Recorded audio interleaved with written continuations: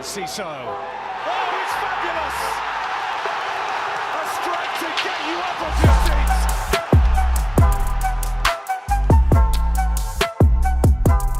Hello and welcome to Seagulls Social. This is the Leicester at home match reaction. And today, the Avengers have assembled. We've got a full squad today.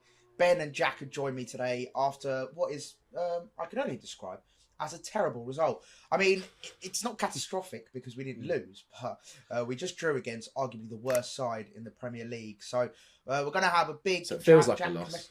It does feel like a loss, doesn't it? And Jack did message us last night saying, boys, you're going to have to do a lot of listening today. And I said, what difference does that make to a normal pod?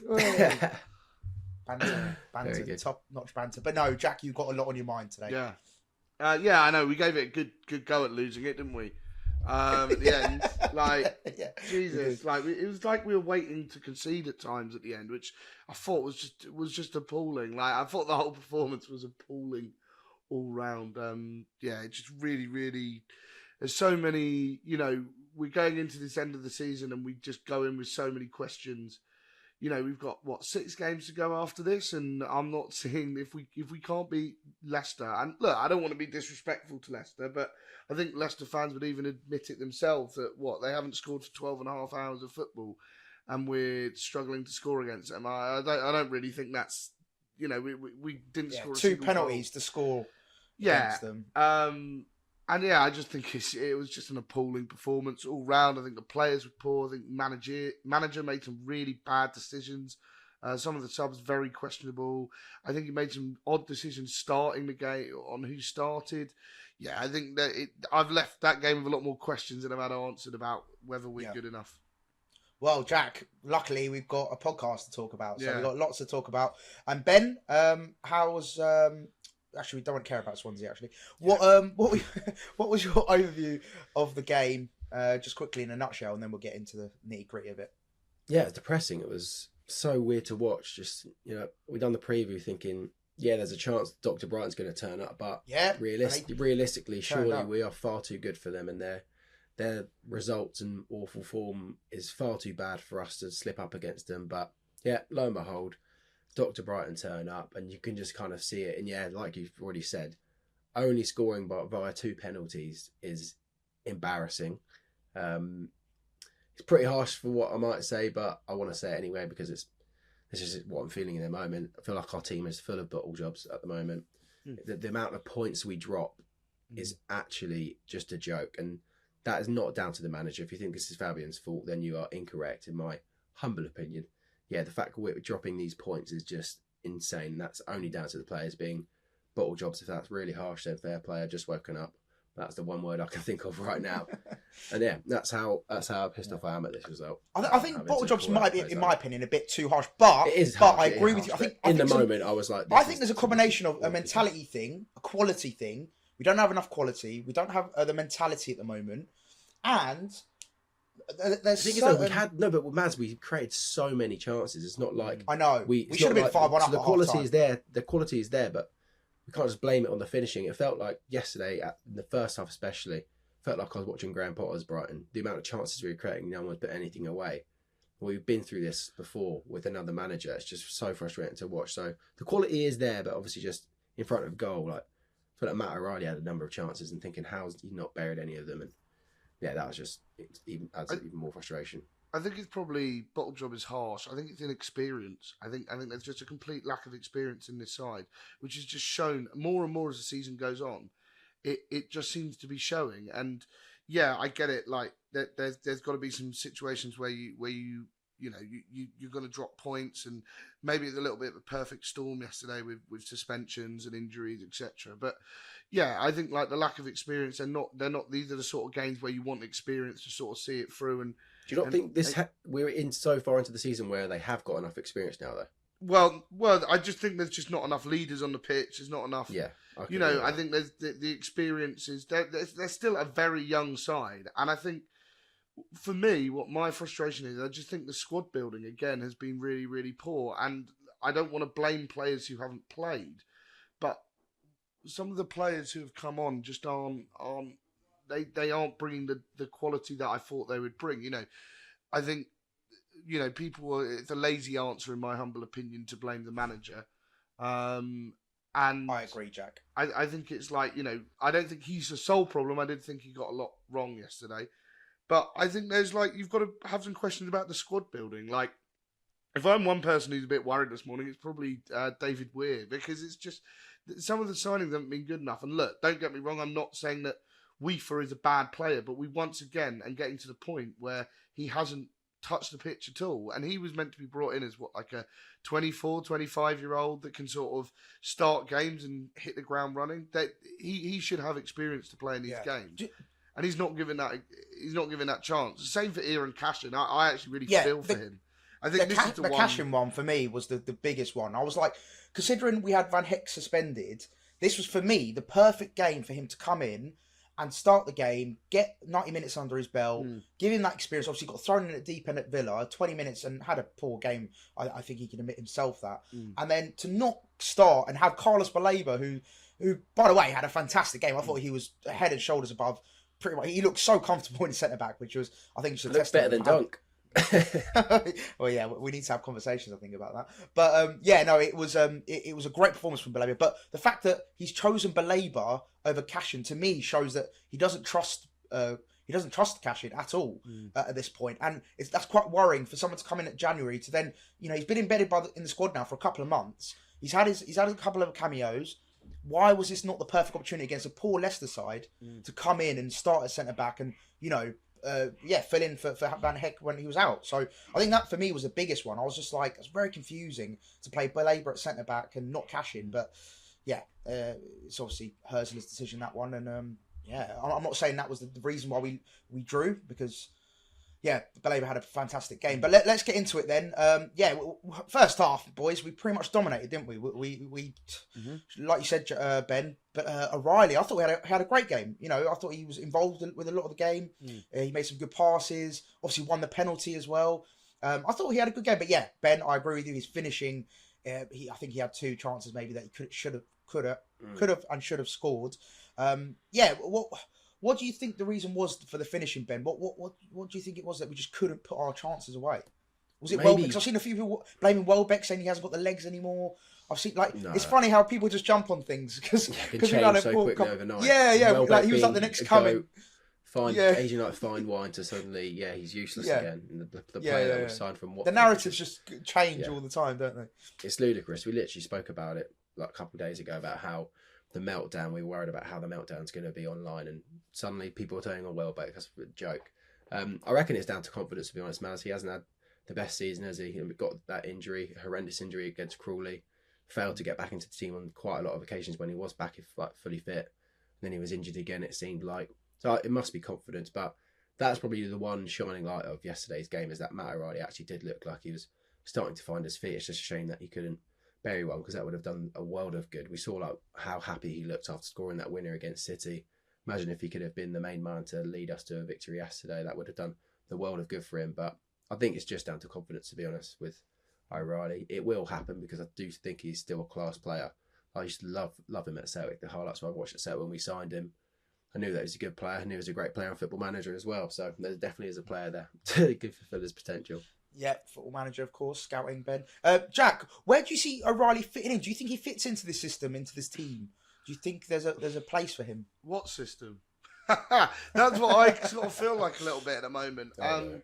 I do think O'Reilly was very good yesterday. I think that was his better game. When I say about Weaver, that being an experienced player who's coming and not getting near the pitch, I don't really understand that one. But O'Reilly, I feel, has been very, very unlucky. He got a big injury when he first came in.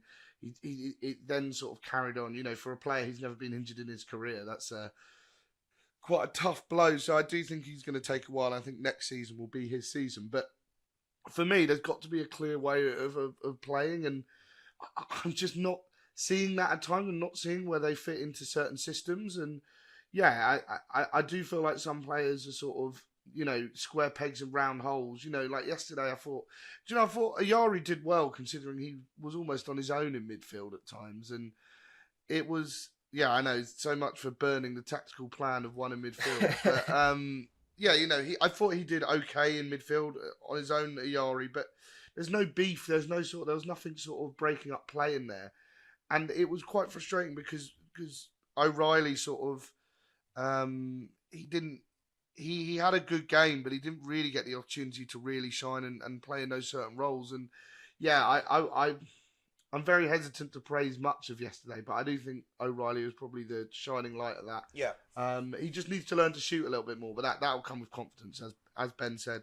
But it's for me, another frustrating thing there is it's the manager's job to get the confidence out of the players. So I think he's got to work on that massively, the manager and the rest of the team. Yeah. No, 100%. Also, not just to blame Minter. Well, no, not just by O'Reilly's finishing, but Minter as well. There was that chance. Dingra as well. Dingra had a few chances. Minter at the back post, like he just tried with his left foot, even though right foot was the clear and easier option. I mean, he definitely has a right foot, but the fact that he was the fact that he didn't have that much confidence in his right foot to then hit it so oddly with his left and go wide, it was bizarre, really bizarre. That was a huge chance at the beginning.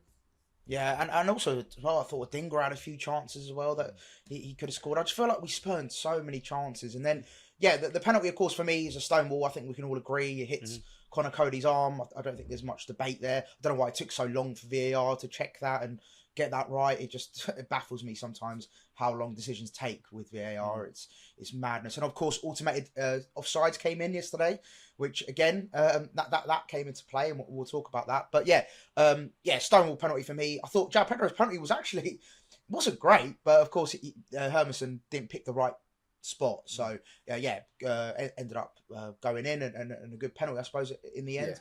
But then that Mavididi goal, let's talk about that, because look, I don't want to blame players, and I don't like doing it, but I think Dunkey, we have to have a conversation about Dunk now, I feel, because we've always defended him. We're big defenders of Dunk, and we love him, and he's a legend of the club, and he's been such a great servant. And look, I'm not going to sit here and say I want him gone, I want him to retire, because that is just outrageous talk. It is ridiculous talk to say he's got to retire and he's got to be out the team, all that kind of stuff. He's a fantastic player. He's brilliant on the ball. He's a great leader. He's experienced. He gets the club inside out. So to say that he needs to retire or get out of the club is just ridiculous. But I do think he needs to be replaced. I think he's shown now in the last 5 or 6 games, in my opinion, that it's time for him to either... Obviously, I know suspension came into it and injuries, all that kind of stuff come into it. But, yesterday, for that Mavididi goal, he gave the ball away, then just didn't have the pace to get back at all. Then he came back. It was a sad watch. He then blocked the ball, which again, that was you can't help that. Obviously, ball's just ricocheted back into Mavididi's path, and he just struck it. And then Verbruggen as well. Oh, he should be doing better with that. Verbruggen should be doing better with that. I think my frustration, as much as Dunk, and I don't think it needs saying too much that Dunk was pretty poor for that goal. I thought he looked injured at times yesterday. I thought he didn't look 100% at times. He has been carrying an injury, hasn't he? He's been carrying an injury, and I think if let's say he does get round to, let's say he does call it a day or something, I wouldn't be surprised if it's injury related, because he does seem to be in and out of the team injury wise. He doesn't seem to be able to because he used to be Mr. Consistent, and he always used to be playing. I think he went down in the first half, I think it was, and then played on, and it does seem like there may be an underlying injury issue there, which is a shame. Contributing, for me, that goal, when it goes in, Bart Verbruggen has to do better with that. If you can get a whole hand on it and then slap it into the back of the net, I'm sorry, but that's got to be going wide. And look, poor teams can be disguised by great goalkeepers, and look, Verbruggen's had some great games. I think the Bournemouth game, we owe it to that Bournemouth game. We would have lost or drawn if it wasn't for Verbruggen. But yesterday, so poor, and I think maybe it's a lack of competition. Maybe I don't know what it is, but it just seems like everything that's going his way at the moment, it just isn't getting saved. He did go on to make 2 quite good saves. Yeah, I was going to say later in the game, but do you know what? For me, I would be seriously considering changing the goalkeeper for the next game. I know we started this conversation. Anana at Man United. But I just think I'm not. there's got to be some kind of way for a rocket up his arse, basically. And I said this a while ago. Rushworth was Championship Goalkeeper of the Year last year. He had a funny season because he went on a terrible loan spell where he just didn't get opportunity, and now he's come back to Brighton. And look, if we, there's rumours that he's going to be off. If he's going to be off, then some of these players are going to have experience, or we're going to have to go out and spend money on world-class goalkeepers. So for me, I think both the goals, I think Verbruggen arguably culpable for. Maybe harsh to say he's culpable for the second. So I would like to see. I'd like to see Verbruggen dropped. I don't think it's. I think he's a good goalkeeper, but he's very young again, and I think this is. I'll get onto the point later when I probably have like a 10-minute rant about something. But it's another very young, inexperienced player who is costing us points. And look, I'm all in favour of having young players who we build up, but I want to see. I think the frustration is when these players are getting to the finished article, they're not usually here, and we're having to suffer through the development. And suffers, we're having them through the development where we're gonna have mistakes and stuff like that. And I think it's a bit frustrating that yes, we're in a great position now, but is this our ceiling in that sense? And that's probably we'll go to my further. No, I think inexperience speaks volumes. But yeah, go on, Ben. But it's mad that we're watching the the second goal. Sorry, that unbelievable cross. That was a really good ball, but it's also Dunk's man. I don't want to pile on Lewis Dunk here and blame it, but we're talking about the inexperience making mistakes. No, it was. That was Dunk's man that got away from there, and you could see he was a yard behind him straight away, and that is just that yard and those inches mean dramatic consequences in the Premier League, and we saw that with both of his mistakes. I'm not going to say it's completely his mistake, but yeah, I feel like that second one, it wasn't an inexperienced player that made the issue. I think, and like we said, like Verbruggen did then go on to make a couple good saves. I think he tipped one onto the post as well, which was an incredible save. When they looked like they were going to get a third, which would have been, imagine the meltdown if they'd done that. I think as the frustration that is that maybe Dunk is the only centre-back playing in that position, and I know Belieber had a great game, but I think he's maybe trying to make up for the lack of other centre-back, and he's doing some stuff that he maybe shouldn't do because he's playing, with a sort of central midfielder as the other centre-back. He's probably not doing what he should be doing. It was a bit of a strange one for me at the back. I thought it was really poor and a bit of a mess, really. Yeah, no, it was sort of the story of our afternoon even, and then of course the second penalty as well. Again, for me, I think it was. Ben's got to go. Okay, cool. Ben, although with the second penalty, I was just saying, go on. Definitely was a pen, kind of soft, but I mean it was a pen at the end of the day. But at least João Pedro made that one look a little bit more clinical. Yeah, it was a good finish for that one. And then final thing, Ben, just before you leave us, mate, just give us a little quick minute or 30 seconds of. Yeah, what needs to happen now from now?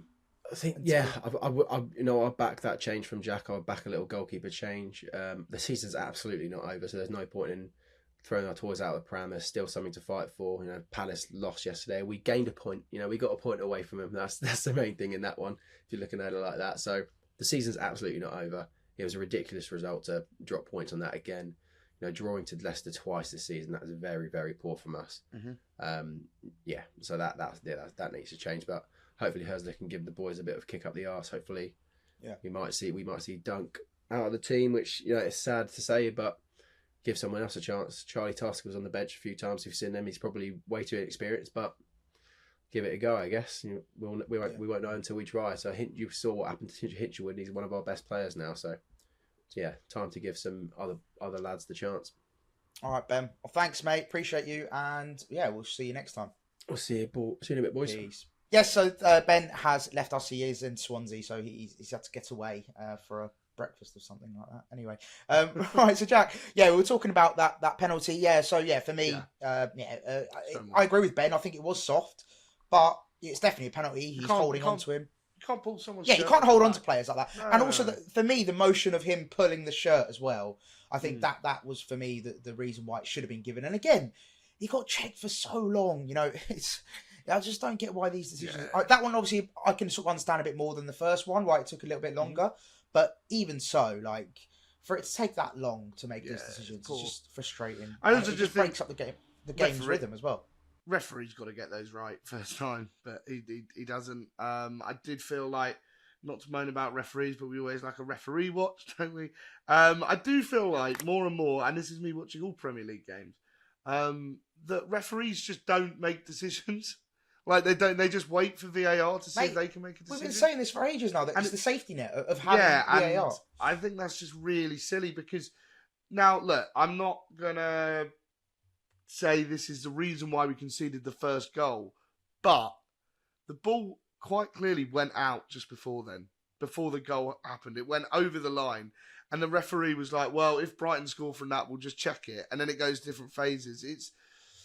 I think it's poor. I'm not blaming the referee for that, for the loss at all, but I just wish the referees would be a bit more forceful and just ref like they used to and just make decisions in the moment, because now it's just, let's just wait for VAR to see if it can save us. So not overly impressed with that, but it is what it is, and pretty much every decision you just saw him just wave away play and then just go, oh, actually, hold on, got something in my ear, stop play, and then he'll go to the screen. And it's like, I agree with you. Why is he not making those decisions, during the game? And then, if he does get it wrong, you then have VAR to back you up and help you out. At least make the call and, you stand on business in that sense. But, it's a strange one. But, we did... we did get the penalty, and it was a great penalty from João Pedro again. Yeah. Very cool to have 2 penalties in the game. It's never easy because, the goalkeeper potentially by the second one, might be able to, gauge a little bit better where you're going to go and what you're going to do. But no, fair play to João Pedro again. Call as you like. And, it was a great penalty, that one, the second one. And then, Jack, we've discussed the equaliser already. But, Al Kanous's cross into Okoli, who, it was a good header, but I think Ben made the point of, I agree. I think it was Dunkey's man, and he just wasn't anywhere near him to even, contest it. And then, I don't know if you can blame Bruggen, but of course... I think he should be... Okay, I wouldn't say he should be claiming that, but it's in the 6-yard box, and you've got to look at goalkeepers, got to be getting in that sort of area. Maybe it's a bit harsh. I can't quite remember it. I do remember it just coming in and then hitting the back of the net. And, it's... I do wonder whether it's the setup of the defending for set plays rather than... Because, as much as it's Dunk's man... He also drifts across, and Hinshelwood is the nearest player to him. Now, are we playing zonal marking that sort of like... I think most clubs do a mix of zonal and man marking now. But, his 2 players have just kind of ignored like their biggest threat from set pieces, which is the centre-back.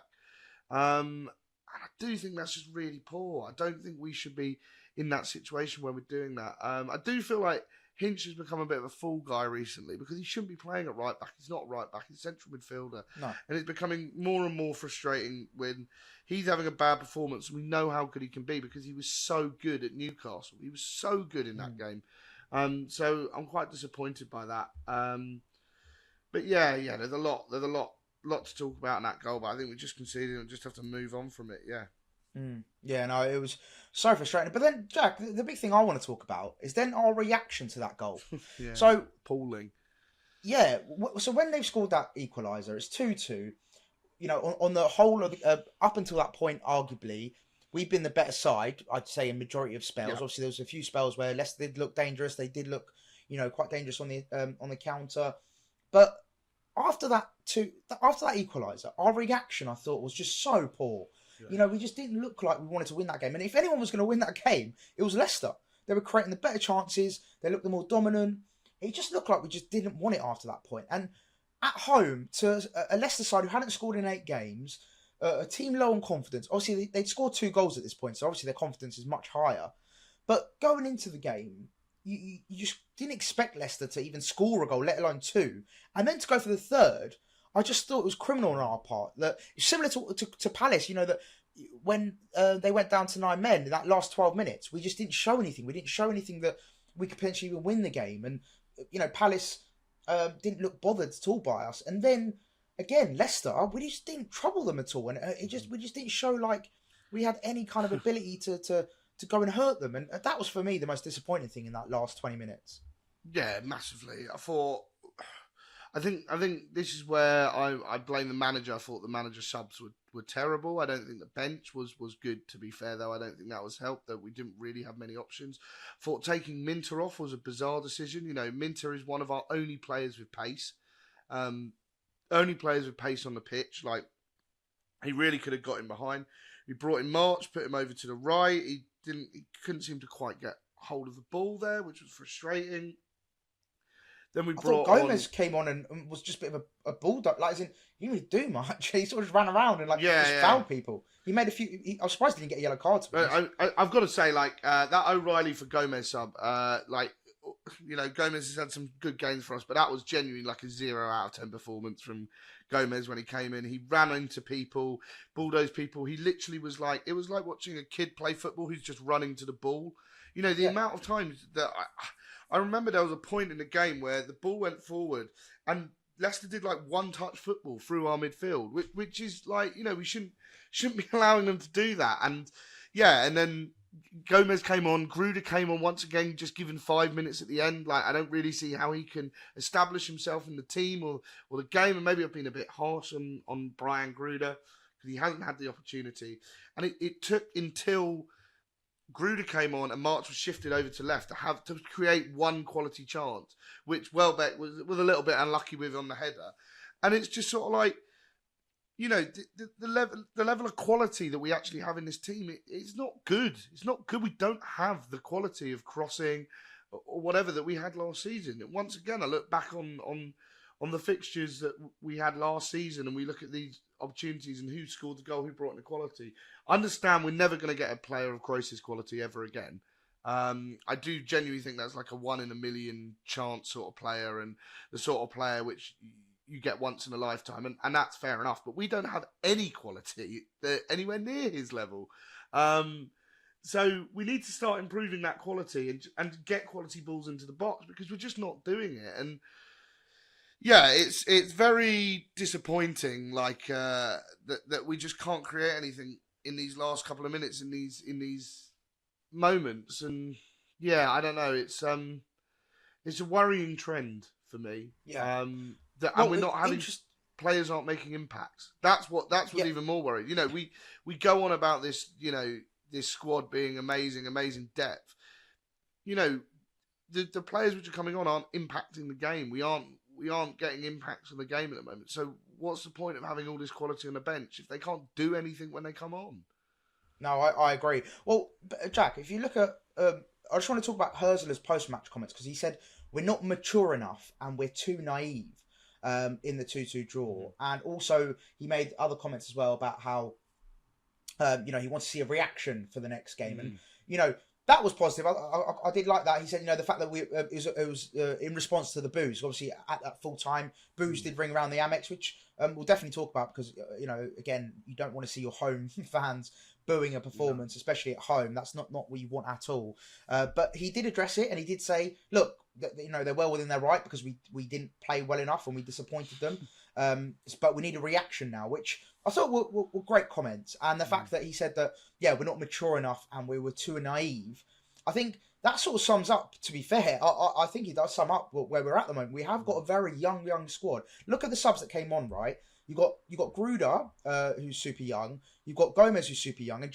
And March was the only sort of experienced player coming off the bench. And yeah, like, I don't know what you're sort of expecting from them. Of course, I agree with you, Jack. I agree. You do want to see quality. You do want to see them come off the bench and impact the game. Of course you do. That's what the substitutes roles are. You know, when you're locked at 2-2 and you want to get a winner, you want one of your subs to come on and make an impact. But if they're too young, they're too inexperienced, they don't have that maturity, I suppose, or that you know, ability to impact a game at this point. Yeah, it is worrying, and I suppose at this stage of the season, there's nothing you can do. You can't bring players in January. You know, we passed that now, and it's not. You've got to sort of just wait now until next season. Well, we can't bring in players in January, but we can bring in players that the manager seemingly doesn't rate at all. Yeah, like I'm so frustrated about this cash-in debate, and to an extent, WIFA I think falls into the same category. It's two players we brought in who the manager doesn't fancy at all. Like, why are they here? Is that? Yeah, but is that because of the recruitment? Because I read something about the whole Cashin thing. You know, we're looking at him for about 2 years, I think it was, and it was all based on the model, right? On Star Lizard, and apparently a lot of the scouts that watched him physically watched him, rated him as like a low championship player, which was quite interesting, I thought, because usually our model's really, really good and we usually get it right 9 times out of 10. But could this be one of those? Could this be a signing where sadly he's just not up to it, and maybe that's what Herzl has identified, that he's just not good enough at the moment, and why he doesn't trust him to start him? Because, like I said, what was the reason with Van Heck out and no other centre back options? How is Baleba getting in front of him? Like, as Cashin, you'd be thinking, what do I have to do to start? If literally there's no other players to start, and you're playing a centre midfielder at centre back, that must be really worrying for him. Yeah, and the data shows that he's very good, and that's why we've signed him. But yeah, I don't know. I just think we've got a young and experienced side, and I'm worried that the squad has not been built for Herzler. The squad has been built for the club, and I think Herzler, one of his great sort of assets, I suppose, that he can be quite adaptable, and I think we've seen that multiple times through the season. I think that's been one of the positives, that, like, you know, Newcastle away in the league is the main one, where we've won despite being pretty bad. You know, and some games we've come from behind and we've sort of adapted to how teams have played throughout. But I do feel like he's being dealt a bit of a rough hand, in that he's having to get all these young players, get them all together. He's inexperienced himself. They're all inexperienced. He's trying to bring them all together in this group and get them playing together. And I think he's got too many options. I know that sounds really stupid, but I think he's got too many options in midfield. Too many, like, you know, you've got, like, you know, we've got Weaver, O'Reilly, Ayari, Gomez, Baleba, you know, all available for those midfield berths. It just, you know, for a manager who says that he plays one in midfield, that does seem a bit bizarre. We've got 5. We've got literally nothing at the back. Fullback options, we're relying on injury-prone players to fill the role at right back. And Veltman has been quite reliable. He's been unlucky this season. But then the only backup we've got for him is the injuries have been horrific. And I don't know why they've been horrific. I do think it's worth looking into, because there's got to be a reason that is. Matt O'Reilly never got an injury in his life, injured multiple times throughout the season. I do think you've got to look at recruitment a little bit of why this team is inexperienced. And well, Jack, with recruitment, I've had this thought for a long time, and I've actually voiced it on the podcast a few times. I just don't get what we do a lot is we always, and I think you alluded to it in the past as well. What we do, we recruit really young players, which is great. I'm all for it. I'm all great for getting all these young talents. But what we seem to do is stock load. We just sign like multiple positions, especially left wing, right wing, midfield. We seem to just stockpile lots of young talent. Even, you know, signing Tommy Watson from Sunderland, another wide player, for example, in January. We seem to stockload all these young, exciting prospects, especially, you know, in these attacking areas. But then the next season we don't blood them. We send them out on loan and they end up leaving, or, you know, like Simmer, for example. You know, we've got Osman out on loan, which hopefully he'll come back and be a big part of how we play. But we've got so many young and exciting players that seem to be signed, then don't play them, then we either let them go or they go out on loan, and then we sort of just keep repeating the process. And for me, it's like we don't ever blood them to like their full potential. Obviously, there are a few cases, of course, you know, like Caicedo, McAllister, etc. But it just seems like we just get all these young players, and then we don't let them, you know, bloom, and excuse the pun, and, you know, they don't get to their full potential. And it's just sort of like this endless cycle of just young players coming in, either not being good enough and being let go, or we just don't see them fitting into our system. And it's just like on repeat. And it's just, I just don't get it. Like, why are we not signing players for the here and now? Why are we not getting these experienced, you know, players that are proven players that can come in and make an impact straight away? And that's what frustrates me with our recruitment. We're always going to be stuck in this position when we don't get proven players, and I get it. I think there's one thing which is the huge elephant in the room, I think, with us, which is wages, which is that other clubs pay bigger wages because they get more established players. And there is no value in wages. I do get Tony Bloom thinking on that.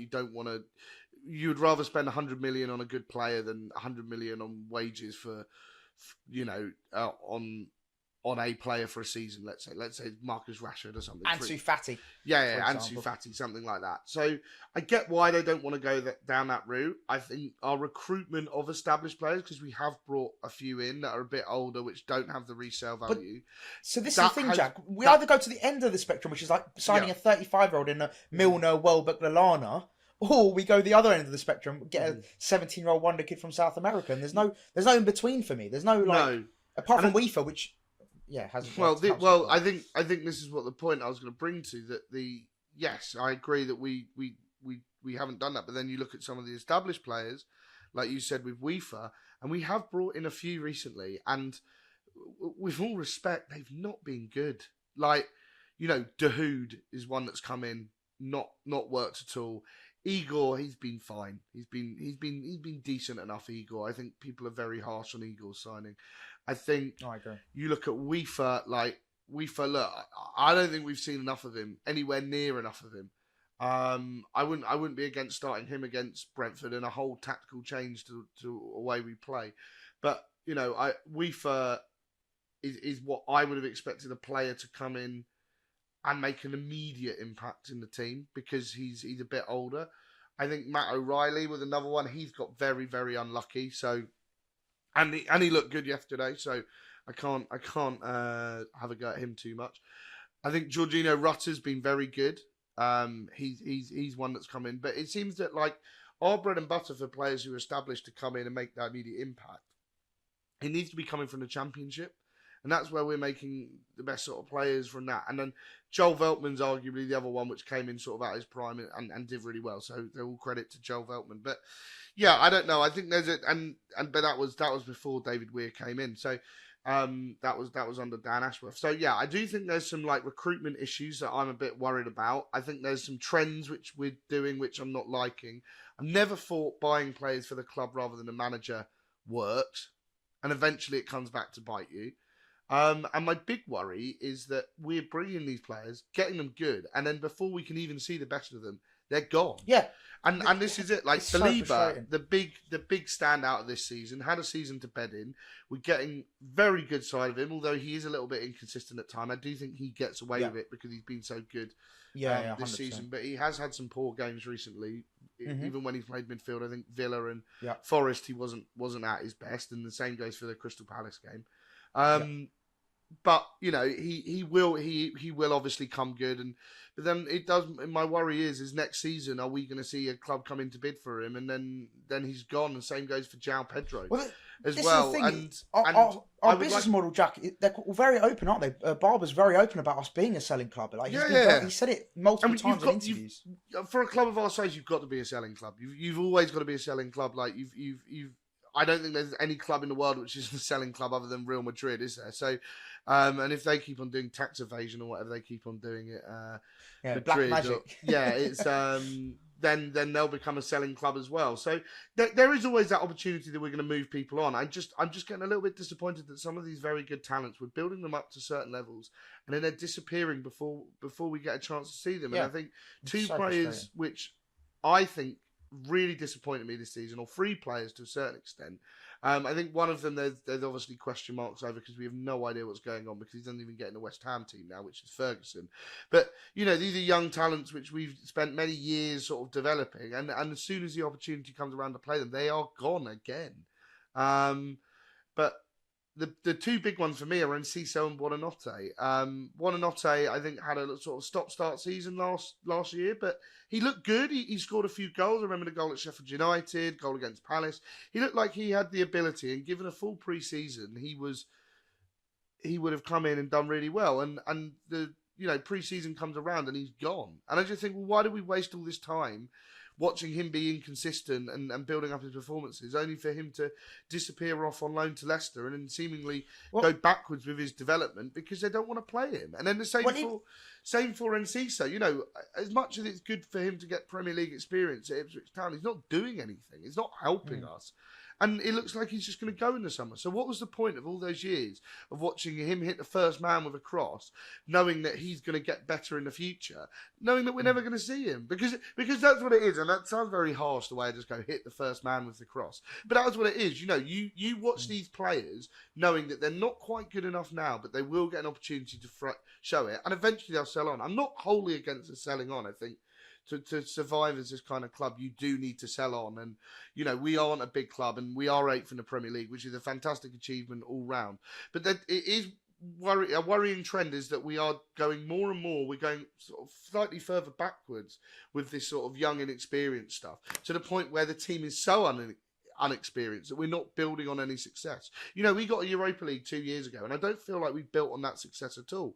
We sold most of the squad that got into that European place, and we're left with a lot of players who weren't really involved with that. And I don't know, I think for me it's a bit disappointing that we're not sort of building on that success and maybe going for a bit more established and trying to stick there. And, you know, I think, you know, anything above 8th is probably looking slightly unrealistic now, which isn't a problem. I think Europa Conference League, if we get Europa Conference League, it will still be one of our best ever seasons, and I fully agree with that. But yeah, like games like yesterday, it just sort of shone through how inexperienced this squad is and how much it is lacking quality in certain places. And yeah, I would like to see us maybe keep a few in the summer and maybe just go for some of these, a couple more established players and no, 100%. I want a player who's going to come in straight away and perform, because at the beginning of the season we had so many signings. We had so many signings come in.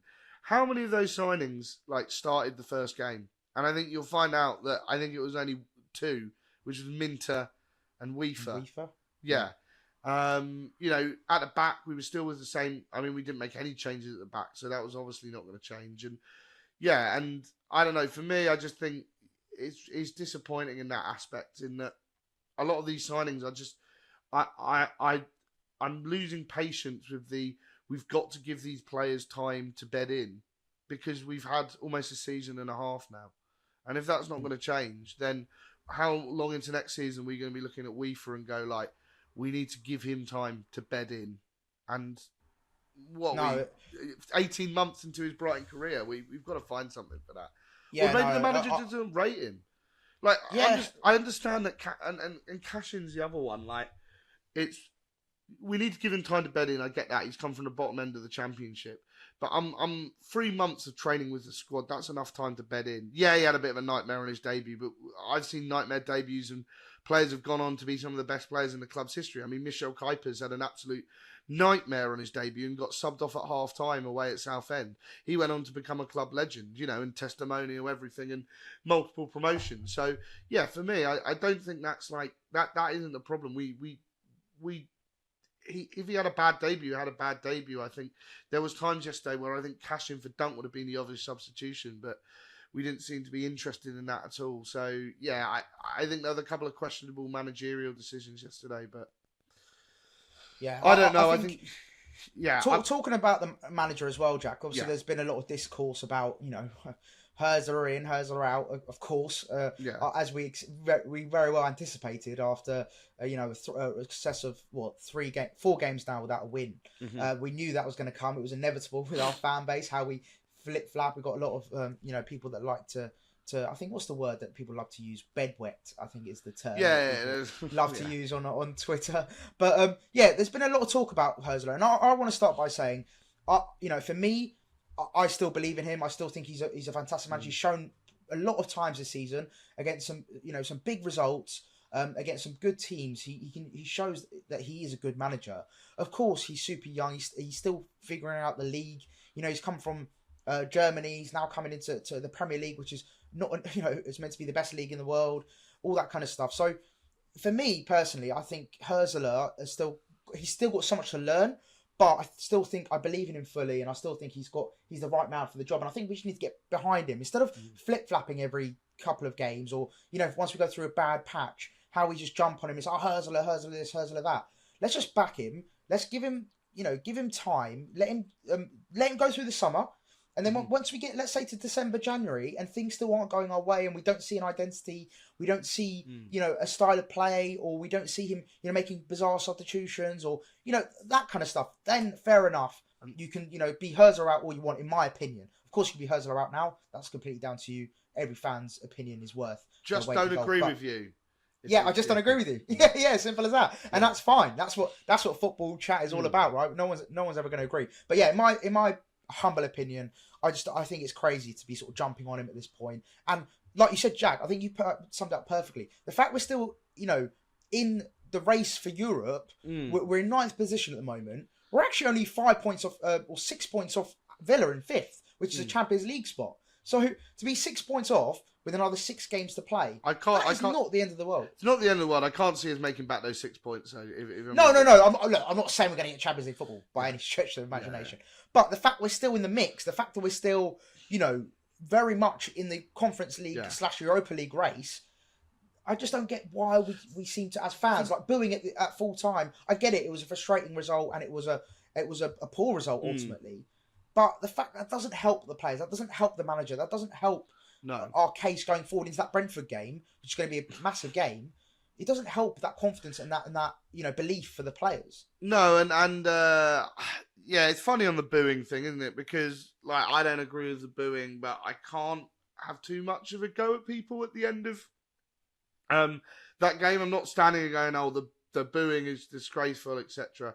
I think it's poor. I wouldn't boo personally, but it was a poor result and it was very unsatisfying. So I can see why people. No, but I think the players and the manager, Herzler, identified it. I think the players very much even Dunk put a post out, saying not good enough. I know it's a point. It's a point, but it's not good enough. I think this is the thing. The players get it. The manager know it's not a good result. The players know it's not a good result. So what does the booing sort of gain? What do you gain from that? I agree with you, Jack. I'm not saying, oh, what a disgrace, shouldn't be booing. Of course, everyone, like I said, every fan's got their own right to voice their opinion and voice their disdain for the team. But I just don't get the benefits personally. No, I don't get out of it. I don't get it either. And we didn't lose the game, which is, I suppose it doesn't really matter, does it? But we didn't.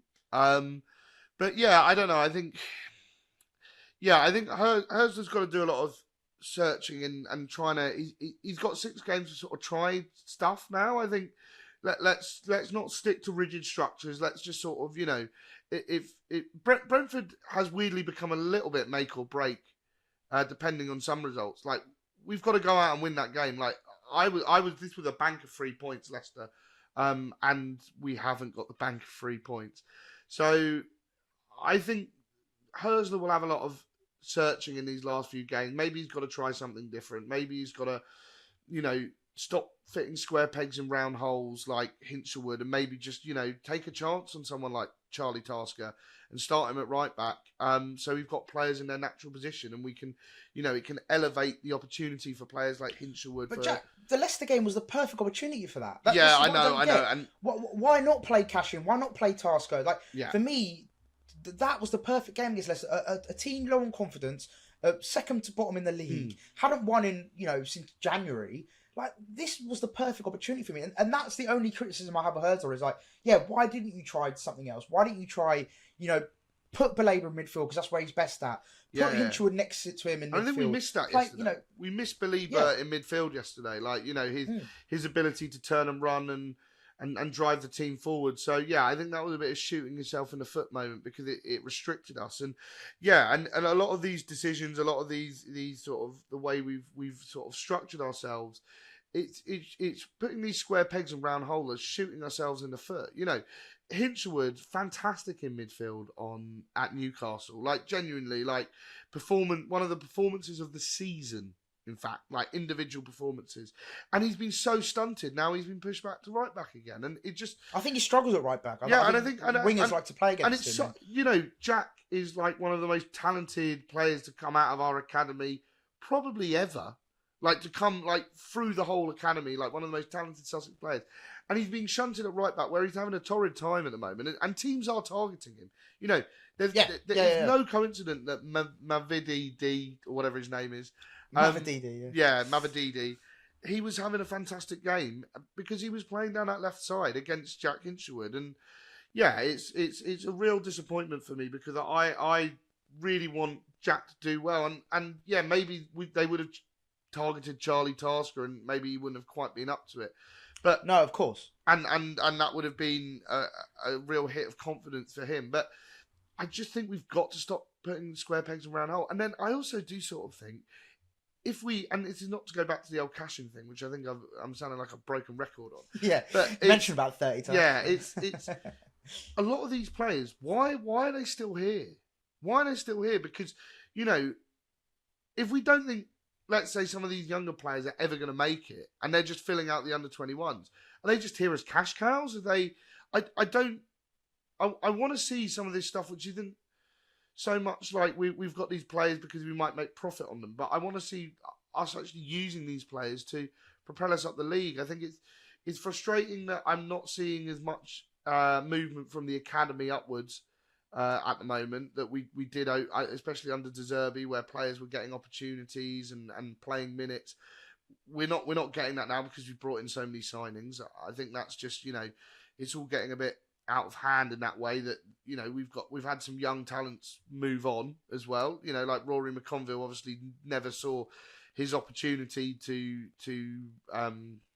he never saw it as an opportunity that he'd get first team football, so he went to Norwich and he started for Norwich and kept. I think they drew away at Burnley, and that's top end of the Championship. So you're thinking that must be you must have the ability to play against bottom of the Premier League if you're playing top end of the Championship. So yeah, there's been some strange decisions, and Burnley did beat Norwich 2-1. Did they? They beat them 2-1. I get your point. But yeah, you know, like if he can play in that other team, I thought he drew. That's annoying. But yeah, it's I don't know. I just think there's some odd decisions, and I think Hörsler's getting his, and I think people are just going to turn on Hörsler and blame it all on Hörsler. And I think I still stand by that point I made, that I think he got put in a position that maybe he shouldn't have been put into, that maybe we did go too young and inexperienced straight away, and I think he will become good, and I'm looking at the potential there. But again, I look at this situation, and it's very different with managers, but yes, we can back Hörsler for a long time, and we can back him over 2 seasons. And let's say he comes in next season, he has an unbelievable season, we get Champions League football. Is he going to hang around when the first club come knocking? Is the real question. And then you've got to, then once again, we go through the whole process again. So yeah, it's really quite a conundrum at the moment. I don't think sacking the manager solves any problems. I think we're still very young and inexperienced. I think we need to look at the defence in the summer massively. Yeah, we need at least for me the signings priority for me in the summer is a centre back with a bit of pace. I think we definitely need someone with a bit of pace, and a striker as well. I know I'm not sort of saying Welbeck's done or he's finished, but I just think we need another option up top. You know, whether that's Ferguson or Tismas. Solis. Yeah, yes. No, of course. But again, to play in Bundesliga 2, to then make, this goes back to it, Jack. It goes back to that whole of like, we're relying on a 19-year-old from the Bundesliga 2 to come in and like revolutionise our forward line. And it's like, is that going to happen realistically? I doubt it. If he does, I hope he does. Hope he comes in and he's the next reincarnation of bloody, who's the guy who played for Greece in 2004. But, do you know what I mean? It would be great if that happened. Samurai, yeah. Samurai was great. Yeah. He wasn't that's not a player up. Be like, it was the other one. It was the other one who scored the winner in the final. Anyway, look. Hopefully he can come in and be that guy. But he's a 19-year-old playing in Bundesliga 2. You can't just put all the weight on him and be like, right, go on then, mate. Go and be our leading striker. Go and get 10, 15 goals a season. I think it's just harsh to do that on a player. So I just think that we need to sign someone a bit more experienced up top, a proven striker, someone who we know is going to, get you goals and get you 10 to 15 goals a season. I know it's very difficult in this market because strikers in this market are either worth 100 million, or you have to sign young and you have to sign someone who's going to be one for the future. But yeah, I just want to see us sign and also as well just sort out that right back position, because I think that's been a bit massive, dagger in our thorn in our side. It's just been so frustrating to see, Veltman getting injured, and Lamptey always being injured, Kadioglu injured. And it's just like, we just need some consistency in that right position. Someone who could play the full season, is that Mr. Consistent, which Veltman is, to be fair to him, but he's just not playing enough games. I just think defensively we've just been so poor this season in as a whole. Throughout the season, I think defensively we have struggled. Not all season, but definitely in the last 3 or 4 months. We're definitely not keeping clean sheets like we used to when we were at our peak, and we never really did under De Zerbi. And actually, that's one thing that shout out to someone I know called Mark. He made a very good point that we need to stop comparing Herzler to De Zerbi. That comparison is dead in the water. It's done. Mate, by the way, have you seen his record recently at Marseille? Yeah, it's not good. It's not good. He's lost his last 5 or 6, I think. Or yeah, he's lost he's won 1 out of the last 5 or something. So yeah, he's not doing well at Marseille, and I think we need to move on from that. But I don't think that means that we can't look at what is a better option a more experienced manager would bring. So yeah, it's an interesting one. I would like to see him with a full squad that is very well balanced, and we'll see what happens. In the summer, a big summer. I think for me, if we can keep hold to this squad, keep the likes of Baleba, João Pedro, keep our sort of shining lights.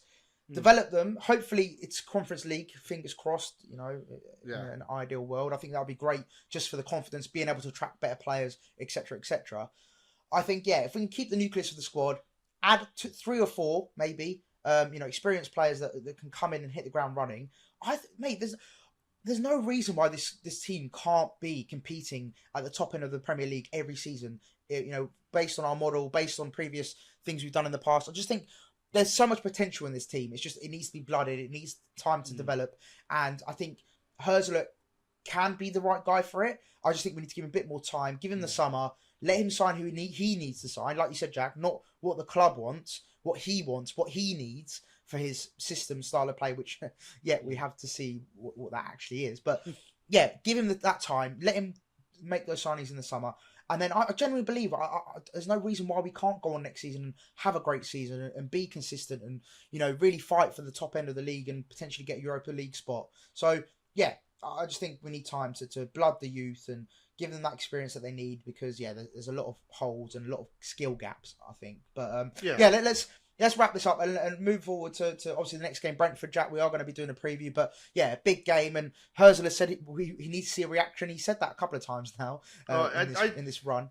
But we do need to see a reaction. Quick thing on that. People were getting very, very angry at that last night, and I didn't really understand that. People who listen to managers' press conferences need to go outside and touch some grass. Probably harsh, but what else do you want him to say? We were good actually, and we need to build on this. It's we need to go out and being see very a honest. reaction. And yes, he should have said that in the last 3 or 4 games. I agree. I agree with that trail of thought. But I don't really know what more he's meant to say. He's doing his best with this situation, and it's. I hope we do see a reaction, and I do think, Herzler's been dealt a rough hand in some ways and not in the others, and he will come good. Now this is my hot take before we finish. I do wonder whether we're giving him a lot more time than the club may do, but I don't know. I think the reason that the club... I don't know. I feel like they are going to give him time. I think they may do. But it's interesting. I think it was around Graham Potter's sacking at Chelsea that the club said Chelsea said the underlying data wasn't good, so that was the reason to sack him. And I think the reason that Potter kept his job for so long was because the underlying data was really, really good. We were always making chances. We were almost scoring, and that was great times. But I do wonder sometimes whether the club may be looking at some of Herzler's underlying data, and maybe it isn't as good. I mean, I'm not a data guy. I don't look into the data, and I'd love for somebody, if anybody out there will give me the underlying data to sort of see what sort of underlying data we've got with Herzler over the season. But if the underlying data's not there, then maybe the club just won't keep him on. And yeah, it'll be interesting to see what happens with that. I think it's a big summer ahead. I think obviously we've still got another 6 games to play, of course, and we want us to finish as high as we can. And I think, look, if we get a reaction against Brentford, which we've been saying it for 3 or 4 games now, where we need a reaction, but if we can actually get a reaction against Brentford, I think that will then give us that platform to then go into those last 5 games, actually, confident that we can get a Conference League spot, and we can push on. So yeah, I think Brentford's a huge game. We keep saying it. I know we've said it for the last 4 games now, but it really is a big game, and obviously there's a bit of needle there as well with the owners. So hopefully Bloom can maybe give him a cash incentive, maybe. I don't know. Like, lads, I'll give you 500 grand each if you win today. And I do think we really do need that reaction in that game, and I feel like I've been saying this for like the last 3 games, but it's kind of like, Europe's make or break on this game. Yeah. Europe's make or break on this game. Europe's make or break on this game. So yeah, we do seriously need to go into that game and try get something from it, because we've been needing this reaction since the international break, and we gave the players a week off and they gave us nothing in response. So let's have a full week on the training ground, working hard every single day, and let's get a reaction from that, because it just hasn't. And also, I know we're going to do the preview, but Brentford obviously coming off a good result against Arsenal at the Emirates as well, which doesn't help our case. But yeah, fingers crossed we can go and get a good result against Brentford, and hopefully give us that platform to then kick on for those final 5 games of the season and see where we finish at the end of the season. But yeah, Jack, always a pleasure, mate. Thank you so much. Of course, everyone for listening, whether it's on Spotify, Apple, or if you're watching on YouTube, we really do appreciate you guys tuning in and listening to us rant for about an hour now. I think it's been probably longer than that. Yeah. So thanks for everyone listening. Please like, comment, and subscribe. It does mean a lot to us. It does really help us. And we shall see you for the Brentford preview. So peace out, everyone.